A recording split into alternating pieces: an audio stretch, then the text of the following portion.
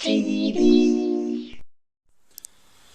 Hello and welcome to another instalment of the GX270 development. As you saw on the last one, if you did see the last one, we're nearly there now. Just got the exhaust finished off. So today I've been concentrating on finishing the throttle off. So just bear with me a second. So what I've gone, it's cost me zero cash to sort all this out. Just had loads of stuff lying around. Had some really thin steel tubing that used to be a shoe rack. So chopped some of it off. Some of it had a bend on. Flattened some of it. Welded it on. I mean, I've blown holes through it, but it doesn't matter. Got the job. Got one of the old type switches in. Cut a notch out for the end of the cable, and then I've just got some fuel pipe just as a stop. Just actuate it. Hang on. Extremely rudimentary, but it'll do the job. Just for testing, it'll suffice. So to the engine, L-shaped bracket. I'd run out of these, whatever you call these, the hollowed out bolts and slotted nuts.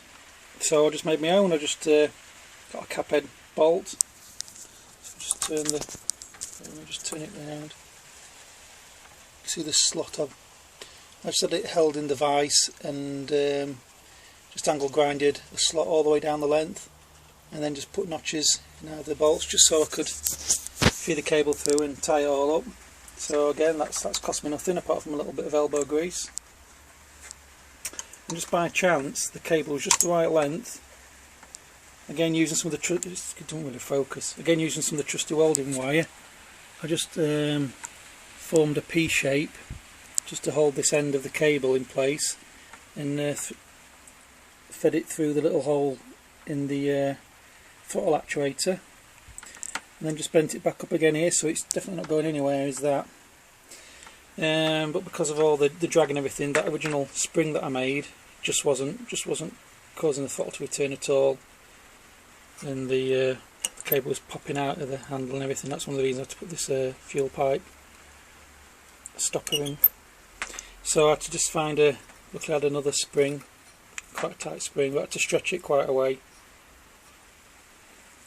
But as you can see, it apart from a squeak,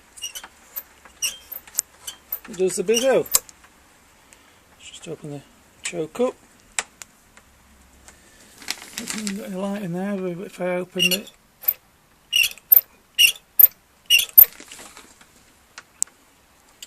so there you go. So this end of the wire, just grounded it out, and the other end of the coil wire. So I've got an effective kill switch now when it comes to testing. So there you go. I thought I'd have to chop this wire down to length and have the bracket closer to here, and all the messing around that would entail, but luckily it's just dropped on quite nice as that. So for 2 or 3 hours of messing around, a bit of welding and drilling and cutting, grinding and shit, it's rudimentary, but it'll do for now. So really just getting close to sticking some oil in it and a bit of petrol and taking it from there. So that's it for now, folks. I'll catch you later.